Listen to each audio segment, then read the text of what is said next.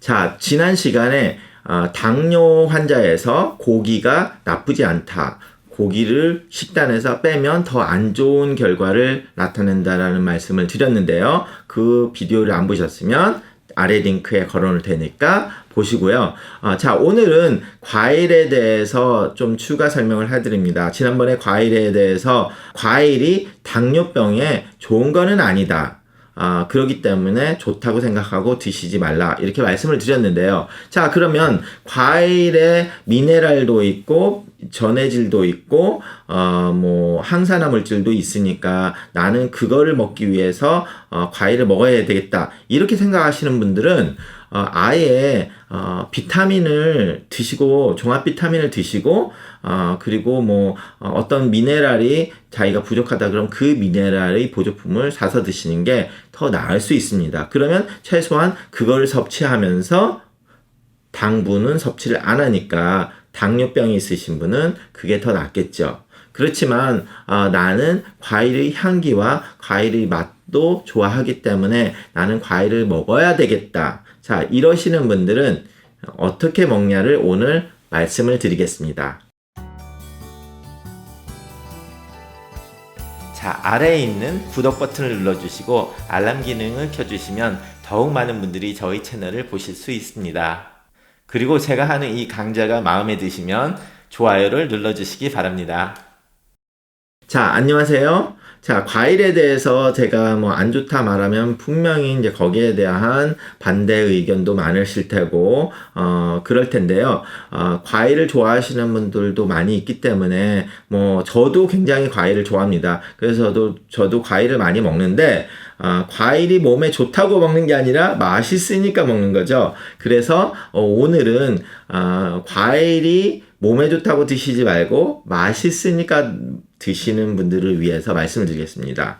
자, 그러면 자기가 당뇨병이 있는데 되도록이면 그럼 과일을 드시지 않는 것이 좋지만 먹고 싶어서 먹는다 하면은 어떻게 하시냐면 자연 그대로 예를 들어서 사과를 드신다. 그럼 사과를 씻어서 껍데기까지 드시면 좋습니다. 만약에 껍데기를 먹는데 너무 껄끄러우니까 싫다. 그럼 껍데기를 까서 드시는 게 그 다음으로 좋습니다. 그리고 가장 안 좋은, 하지 말아야 되는 것이 과일즙을 만들어서 드시는 겁니다. 과일 주스를 만들어 드신다든지, 주스를 사서 드신다든지, 아니면은, 믹서기에 과일을 갈아 드시는 거는 진짜 안 하시는 게 좋아요. 자, 왜냐? 자, 과일을 만약에 있는 대로 껍데기까지 씹어 드신다면 껍데기에 무슨 미네랄 비타민 C가 많다 이런 거 솔직히 그거 되면 얼마나 되겠습니다.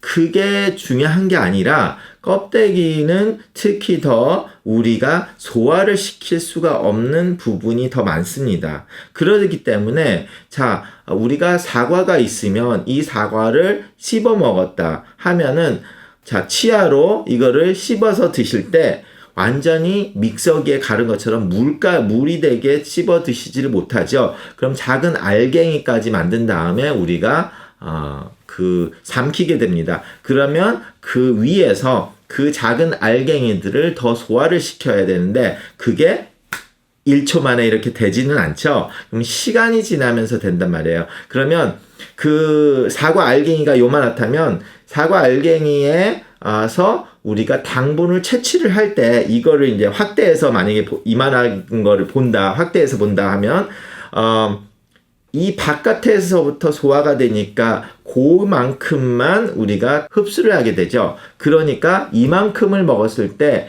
표면에 노출된 데만 당을 흡수할 수 있으니까 이 당의 흡수력이 천천히 들어오게 되죠.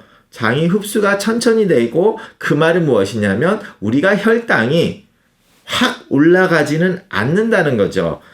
오히려 천천히 올라간다는 거예요. 그죠? 자, 그런데 이거 극적으로 과일즙을 내는 기계에다가 과일즙을 내면 어떻게 돼요? 그럼 과일즙을 내는 거는 파이버들이 다 빠지고 물만 나오잖아요. 그럼 물을 딱 마셨다. 그러면 그것은 30분 만에 흡수가 쫙 되죠. 그럼 결과적으로 우리 몸에서는 어떻게 되냐면 혈당이 확 올라가게 됩니다. 그래서 이렇게 과일 주스를 사 드시거나 아니면 집에서 과일 주스를 만들어 드시는 경우는 이렇게 확 혈당이 올라가게 된다는 거죠. 급격하게. 그러면 이게 혈당, 그 인슐린을 더 많이 분비하게 되고, 그러면 당뇨에 좋지 않은 영향을 끼치게 되는 겁니다. 그리고 이렇게 과일즙을 만들어 드실 때는, 더 문제가 과일만 넣는 게 아니라, 뭐, 좋은 것도 넣으시잖아요. 뭐, 케일도 넣을 테고 해서 뭐, 항산화 물질들을 더 한다고는 하지만, 문제는 굉장히 다량의, 물질들을 한꺼번에 먹을 수 있게 됩니다. 자, 예를 들어서 과일즙을 하시는 분들 중에 공통된 점이 뭐예요? 과일을 직접 씹어 먹으면 소화가 안 돼가지고 많이 못 먹잖아요. 그래가지고 쉽게 편하게 속이 더부룩하지 않게 편하게 먹기 위해서 과일즙을 만들어 먹는데 그 똑같은 말을 거꾸로 생각을 하면 어떻게 돼요? 많이 먹지 말아야 되는 병이 걸렸는데 아주 쉽게 많이 먹는 방법을 고안을 해서 만들어봐서 먹는 거잖아요. 그러면 그걸 적게 먹어야 되는 사람한테 아주 쉽게 위에 부담도 안 되게 편하게 쉽게 많은 양을 먹일 수 있는 방법을 고안해서 먹는다. 컨셉 자체가 맞지가 않죠. 근데 이거를 이제 아무래도 뭐 미네랄, 비타민 이런 것들 좋은 거를 많이 먹을 수 있다로 말을 하지만 결과적으로 이 과일 주스에서는 많은 양의 당을 한꺼번에 부담 안 갖고 쉽게 먹을 수 있다는 거죠. 결과적으로 좋은 얘기가 아니잖아요. 자, 그러면 거꾸로 케일에 대해서, 그럼 케일에 있는 뭐 항산화 물질을 많이 먹었다. 그거는 좋을 수는 있어요.